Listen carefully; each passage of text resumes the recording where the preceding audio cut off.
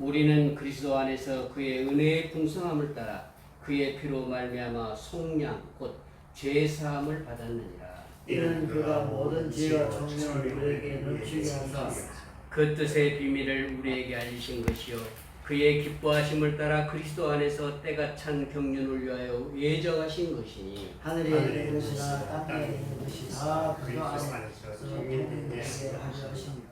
모든 일을 그의 뜻의 결정대로 일하시는 이의 계획을 따라 우리가 예정을 입어 그 안에서 기업이 되었으니 이는 우리가 그리스도 안에서 전부터 바라던 그 영광의 찬송이 되게 하려 하십니다. 그 안에서 너희도 진리의 말씀 곧 너희의 구원의 복음을 듣고 그 안에서 또한 믿어 약속의 성령으로 인치심을 받았으니 이는 우리 기업의 보증이 되사 그 얻으신 것을 성령하시고 그의 영광을 찬송하게 하려 하시니라. 아멘. 아멘. 바울의 에베소서를 보면서 참 은혜를 많이 받았습니다.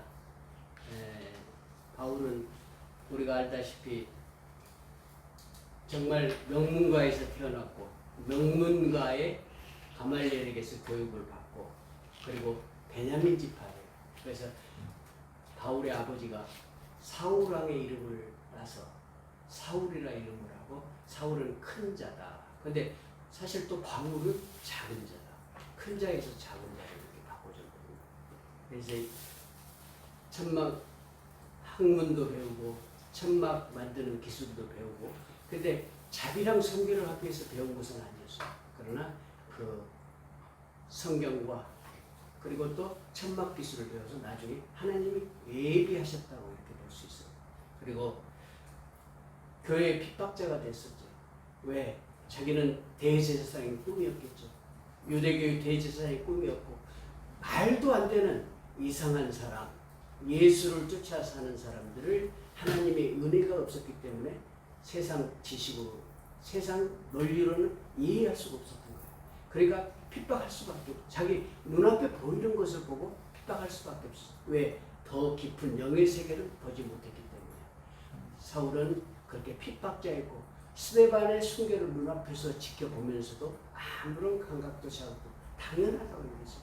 또 스데반이 저들의 예수님이 하나님 우편에 앉아 계신 것을 번호로 하니까 전부 다 신성모독이라 해서 그를 돌로 더 쳐 죽이고 더 치고 했지만 저들의 죄를 용서해달라는 말이 감각이 없었어요.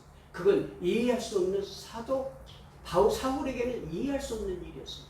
이렇게 핍박했던 그가 32년, AD 32년 다메섹 도성에서 예수님의 말씀으로 하나님의 빛으로 말미암아 이제 회개하게 되죠.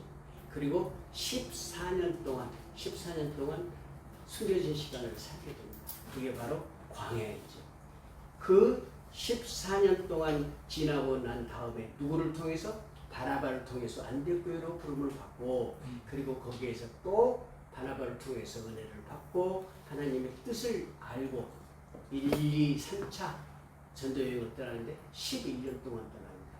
11년 동안 떠나면서 바울이 당한 고통은 이루 말할 수가 없죠. 유대인들에게 40에서 하나 감암매를 5번 맞았고 이걸 태장이라고 그러죠. 이 태장은 뼈가 부러지는 형벌이에요. 그리고 살이 터지는 태형을 3번 당했고 누스드라에서 돌에 맞아 죽을 뻔한 건 죽었다고 한 건 바울을 끌고 가서 성 밖에 버렸을 때 거기서 하나님이 다시 살려주셔. 그리고 배가 3번 파손하고 일주일을 깜깜한 바다에서 지냈고 강이나 강도나 동족이나 이방인이나 시내 광야 바다 거짓 형제 때문에 모든 위험을 무릅쓰고 그리고 거기에서 수고하고 애쓰며 자지 못하고 줄이며 목마르고 여러 번 굶고 헐벗습니다. 이런 고난과 고통을 통하면서 사울이 바울로 변해가기 시작합니다. 보이지 않던 하나님의 세계가 보이기 시작합니다. 그리고 귀하게 여겨서 애우기만 했던 성경이 새롭게 해석되기 시작합니다. 하나님의 세계가 보이기 시작합니다.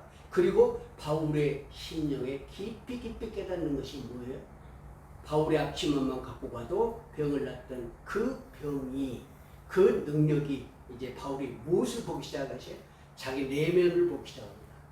정말 내 속에는 사망밖에 없고 내 속에는 정죄함밖에 없고 살인밖에 없는데 이런 나를 구원해 주시고 속량해 주신 그 은혜를 바울이 깨닫기 시작합니다. 아멘. 그 속량함은 이루 말할 수가 없는 거예요. 속량은 노예를 놓아주는 거예요. 노예는 그때 당시에는 바울 시대 때는 노예는 가축과 또 같이 취급을 했어요. 생명으로 취급을 하지 않았어요. 그 전에 로마에 있는 사람들의 고증 편지를 보면은 내 매니큐어를 잘못 치러서 기분 나빠서 내가 내 종을 죽였노라. 그러니까 생명으로 생각을 안 했던 거예요. 그런 사람을 누가 예수님의 피로 속량해 주셨듯이 그 속량해 주신 은혜를 바울이 깨달으면서 이제 바꿔가기 시작합니다. 정말 옛 사람을 벗어버리고 새 사람이 되기 위해서 변해가는 겁니다. 그러면서 그때마다 많은 사람 어려움이 봉착을 하죠.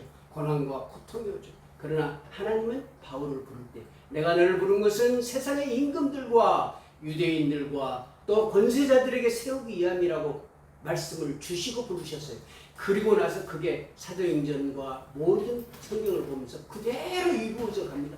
그 유대인에게 세웠고 왕들에게 복음을 전했고 또 로마에 가서는 모든 군인들이 바울을 보고 저 바울은 참이구나 라는 깨닫게 돼서 로마의 국교가 되는데 일익을 한 사람이 또 바울이잖아요. 아멘. 그 바울의 전도가 세계여행 전도가 결국은 모든 선교사들을 우리나라에 보내서 그 선교사들을 통해서 복음이 들어왔고 그 복음이 오늘날 우리에게 또 전해져서 우리에게 하나님이 부르신 소명을 알게 해주시잖아요.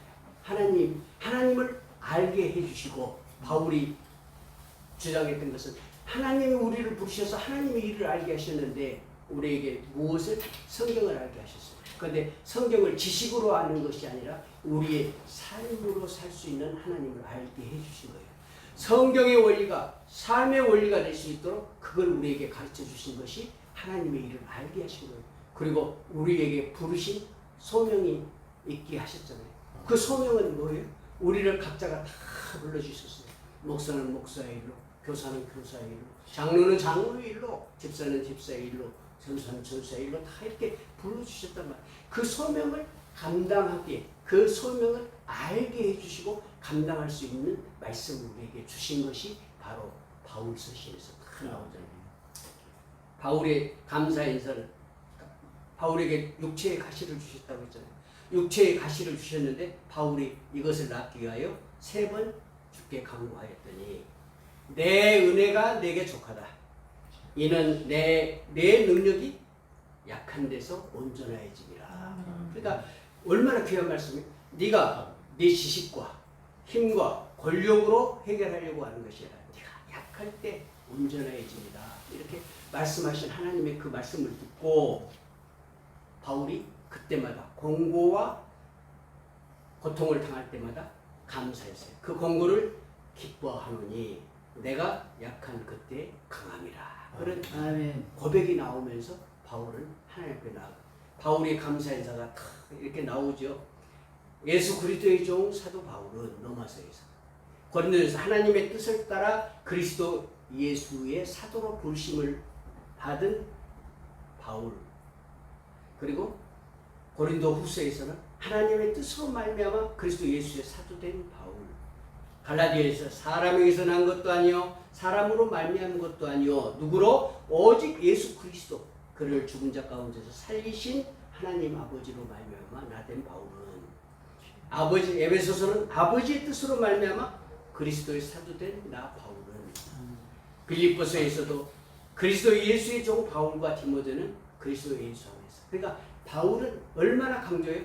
하나님이 나를 부르셨고 그리스도 예수 안에서 사도된 나 바울을 얼마나 그걸 깊이 깨달았던 그 감사 인사를 적으면서 바울 서시에 다 그렇게 적혀 있죠. 하면서 무엇을 내가 너에게 은혜와 평강이 있기를 원하노라. 은혜와 평강이 있기를 원하는 거예요. 그러나 은혜와 평강은 우리가 은혜는 평안할 때만 은혜가 있나요? 평강은 편안할 때만 있나요? 바울이 말하는 은혜와 평강은 그게 아니에요. 팍스노만 알아요. 칼로 모든 분쟁이 없게 하고 세계를 평화롭게 한다고 해서 팍스노만. 그러니까 로마 군인들이 칼과 창과 활로 모든 것을 평정하고 평화를 주었다 하죠. 그러나 이것은 전쟁이 일어나면 그 평화는 깨지잖아요. 그러나 바울이 말했던 은혜와 평강은 전쟁 중에서도 하나님이 우리 영혼에 함께 하시면 평안이 있을 것이고 우리가 고난과 고통을 당해도 그때도 하나님이 은혜를 주시면 우리에게 영혼의 안식이 있고 하나님을 감사할 수 있는 이런 것이 평안과 평강이라는 거예요. 그러니까 우리 하나님이 주시는 은혜와 평강과 로마 사람들의 칼과 창과 활로 평정에서 어떤 이렇게 평안은 다르다는 거예요. 세상의 평안과 그리스도인의 평안은 다르다는 거예요. 우리 속에 있는 정말 우리 속에 있는 죄악이 꿈틀거리면서 원망이 나오고 불평이 나오고 판단이 나올 때 그때 평안이 없잖아요. 평강이 없잖아요. 그 평강과 평안을 주시는 하나님의 말씀으로 우리는 돌아가야 되는 거예요. 회개하고 돌아가야 되는 거예요. 그 말씀 우리를 평안함과 은혜와 평강을 주시는 거예요. 자, 로마 감옥에서 이렇게 보십시오. 로마 감옥에서 바깥에 있는 사람들한테 평안을 전하고 은혜의 말씀을 복음을 주잖아요. 감옥은 자유가 없고 육체적인 자유가 없는 데서 그 평안과 은혜를 느낄 수 있던 바울은 감옥에서 감옥 밖에 있는 사람들한테 이렇게 복음을 전달해줘요. 그게 옥중서신이죠. 에베소서, 빌립보서, 골로새서, 빌레몬서 이렇게 4편지를 옥중에서 로마 감옥에서 작성을 해서 보내죠. 거기에 보면 우리가 깨달아야 될 게 밖에 있는 우리가 감옥 안에 있는 바울을 통해서 위로를 받고 권면을 받고 복음을 전달을 받는 것을 보잖아요. 하나님 하시는 일은 우리가 예측할 수가 없는 거예요. 모든 사람은 다 감옥에 갇혔으면 불행하다고 하잖아요. 그러나 거기에서 하나님의 일을 얼마나 많이 했는지. 또 유다가 멸망할 때 에레미야나 하박국이나 전부 다 안타까워했잖아요. 그러나 거기에서 항복하라 했을 때 항복하고 나서 바벨론 멸망당해서 그 종이 속국이 되었지만 그때 얼마나 많은 일을 하나님이 하셨는지 성경이 정리되고 다니엘이 하나님의 사자굴에 가서도 살아났던 놀라운 하나님의 은혜를 나타냈고 이처럼 바벨론에서 하나님의 살아계심을 나타낸 것이 얼마나 많은지 몰라요. 그게 꼭 하나님이 예정하신 일이니까 하나님이 하신 일은 잘못된 일이 없습니다. 하나님이 잘 하신 일을 우리가 원망불평할 수가 없습니다. 우리 지금은 몰라도 감사하면 하나님은 모든 것을 아름답게 다 해결해 주시기 때문입니다. 그래서 여기에서 이제 우리가 에베소서는 굉장히 그때 당시 큰 도시였어요. 로마 다음으로 3대 도시가 에베소, 안디옥 그리고 알렉산드리아 이렇게 3군데였는데 그 중에서도 에베소가 제일 컸죠.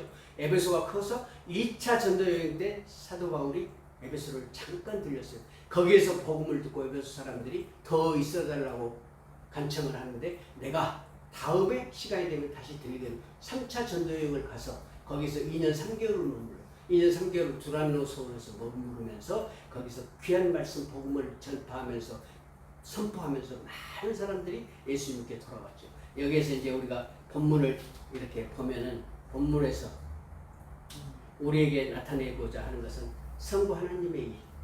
성부 하나님은 우리를 창세전에 예정하시고 선택하신다는 거예요. 그리고 성자 예수님은 구원, 구속, 속량해 주시고 그리고 성령 하나님은 인치신다는 거죠. 인치신다는 건 보증한다는 거잖아요. 또 예수님께 인도해 주잖아요. 이게 삼위일체 하나님이 우리 한 사람을 구원하시기 위해서 위격 삼위일체 하나님이 이렇게 다 각자 일을 맡아서 우리를 구원하신 거예요. 그 얼마나 고마워. 그 예수님에게 하나님이 십자가 못 박히기 전에 예수님한테 모든 걸 다 쏟아부으실 때 처참할 정도로 잔인할 정도로 예수님 심판하시잖아요. 그걸 누가 받아야 될 심판이에요? 그 진노의 심판을 우리가 받아야 될 거잖아요. 예수님이 자리를 바꿔주신 거예요. 예수님 우리를 대신해서 그 진노를 다 받으시고 심판받으시고 우리는 구원받은 거예요. 그러니까 예수님 그 자리를 우리 이렇게 바꿔주신 거, 이건 정말 얼마나 감사한지 몰라요. 얼마나 감사한지. 그 첫 번째는 하나님은 우리의 예정해 주시고 선택해 주시고 우리는 그걸 찬송해야 됩니다. 또 예수님이 우리를 구속해 주셨고 성량해 주셨기 때문에 우리는 한없는 찬송을 해야 됩니다. 그리고 성령님이 우리를 보증하고 인쳐 주셨으니 우리는 그 성령님을 감사해야 됩니다. 그러니까 우리가 성부, 성자, 성령 하나님께 찬송하리로다. 우리 정말 하나님은 우리에게 모든 길을 기울이시고 예수님은 우리를 위해서 강구해 주시고 또 우리 중보가 되셔서 우리를 응답도 해주고 같이 기도해 주시고 성령 하나님은 우리를 예수님께 인도해 주시는 이 놀라운 은혜에 우리가 로마서 8장에 보면 그러죠. 우리가 아직 죄인 되었을 때 그리스도께서 우리를 위하여 죽으심으로 하나님께서 우리에 대한 자기의 사랑을 확증하셨느니라. 하나님이 예수님의 죽으심으로 인해서 우리를 자기의 하나님의 사랑을 확증하셨다는 거예요. 그 확증하신 것이 얼마나 큰 은혜입니까? 우리 보통 은혜가 아니죠. 하나님, 여기서 오늘 제목 하늘에 속한 신령한 복. 하늘에 속한 신령한 복은 무엇인지 다 주시는 거예요. 그런데 어디 안에서? 그리스도 안에서. 네, 그리스도 안에서. 근데 우리는 항상 복을 원하는데 그리스도 안에서 복을 구하지 않잖아요. 하나님은 그리스도 안에서 구할 때 모든 걸 다 주신다는 거예요. 우리가 구하는 것이 그리스도 안에서 구하는 것은 다르잖아요. 성령님이 인도하시는 구하는 것은 다르잖아요. 그 다름을 우리가 알아야 되는 거예요. 내가 육체로 구하고 있는 거, 그래서 육체로 구해서 육체의 복을 얻기를 원한가? 그리스도 안에서 성령님이 구하셔서 하늘의 신령한 복을 우리가 받을 수 있도록 하나님이 해주시는 거예요. 이걸 우리가 구별해서 알아야 되고 우리는 항상 구하는 것이 그리스도 안에서 하늘의 신령한 복을 구하는 저와 여러분이 되시기를 원합니다. 아멘. 감사가 기적을 이끌잖아요. 감사하는 사람은 기적을 맛봐요. 그러니까 우리가 요한복음 6장에 보면 오병이어의 기적, 또 11장에 보면 죽은 나사로를 살리시는 기적. 이거 할 때 예수님 패턴이 있잖아요. 예수님 먼저 하나님께 기도하셨잖아요. 오병이어의 기적을 베푸기 전에도 축사하시고 그리고 모든 사람을 잔디에 앉게 해서 나눠주셨다고 하죠. 그러니까 장정만 5,000명이라고 그러니까 대략 3배를 보면 돼요. 15,000명이라고 보면 돼요. 어린이 여자까지 다 하는 거예요. 거기에서 감사는 환경이 아닌 하나님 나라에서는 환경이 아닌 믿음의 열매입니다. 아멘. 믿음의 열매. 우리가 감사하는 것은 대부분 세상 사람들은 다 우리 아들 좋은 대학 합격해서 또 이번 부동산 투자해서 크게 큰 돈 벌게 해주셔서 자녀들이 또 좋은 데 취직해서 이런 환경에 감사하잖아요. 환경에 감사하는 것은 진짜 감사가 아니에요. 진짜 감사하는 대상은 우리는 진짜 감사의 대상이 있잖아요. 누구예요? 오직 하나님이시잖아요. 그 하나님 앞에 감사를 하잖아요. 그 하나님 앞에 감사하고 모든 사람들은 감사의 대상이 없으니까 내용만 있는 거예요. 감사의 내용만 있는 거예요. 그러나 우리는 감사의 내용보다는 오직 하나님 한 분께 나를 살려주신 하나님이 나를 고통 중에서도 고난 중에서도 함께 해주시고 나에게 이렇게 은혜 주시니 감사합니다. 그러니까 감사는 믿음의 열매지 환경에 좌우되는 게 아니라는 것을 저와 여러분이 알고 자식 때문에 고통스러울 때 있잖아요. 우리 모든 사람들 다 세상에서 얘기하면 자식이 열매라고 그러잖아요. 그럼 우리 성령의 열매는 뭐라고 그래요? 우리한테 성령의 열매는 또 다른 사람들이 자식이라고 할 수 있잖아요. 그러나 그 자식은 못해 있든지 우리가 기도하고 있기 때문에 하나님이 언젠가는 돌려주시고 함께 해주시기 때문에 실망할 필요가 없는 거예요. 그래서 항상 지금 자식이 고난과 고통을 당하더라도 우리가 나를 살리신 하나님을 생각하면 하나님께 간구하고 간청하면서 하나님이 내 자식도 긍휼히 여겨달라고 불쌍히 여겨달라고 기도하면 하나님 분명히 그 기도 들어주시는 거예요. 왜? 영혼을 구원하시고 함께 구속해 주신 게 하나님의 뜻이기 때문이죠. 여기에 보면은 성경 전체에 감사라는 단어가 딱 약 196번이 나온답니다. 196번이 나오는데 구약에 132번 그리고 신약에 64번이 사회가 나오는데 거기에 구약의 132회에서도 77회가 시편에 있어요. 그게 누구? 다윗이 감사했던 거예요. 다윗이. 신약에 48번이 나오는데 34번을 누가 감사해요? 사도 바울이 감사했어요. 자, 그러면 우리가 다윗 잘 알잖아요. 15살에 기름 부었잖아요.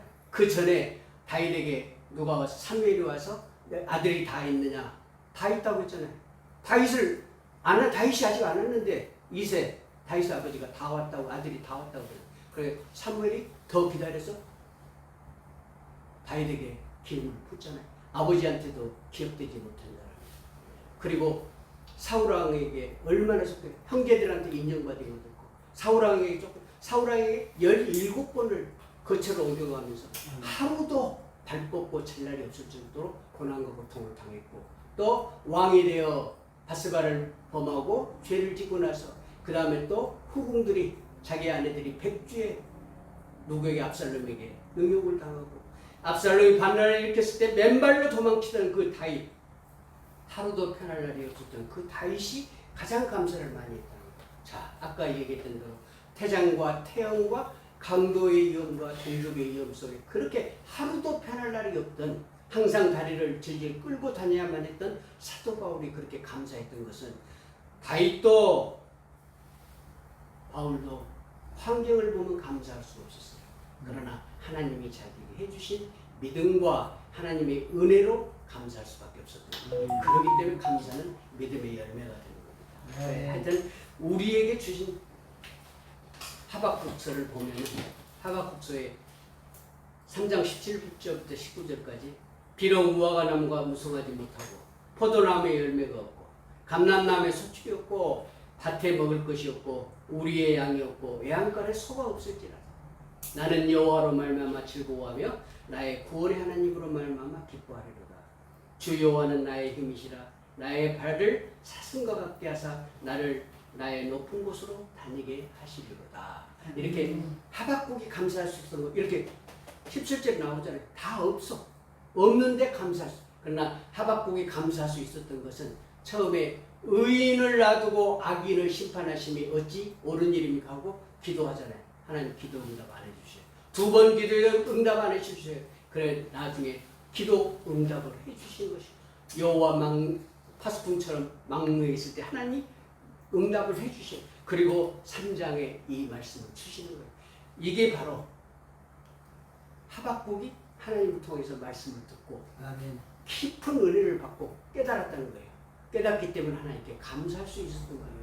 이렇게 우리 환경이 어렵고 힘들더라도 우리는 정말 하나님께 기도하고 간구하는 자가 돼서 이걸 보면은 하박국서가 바울에게 영향을 미쳤던 거예요.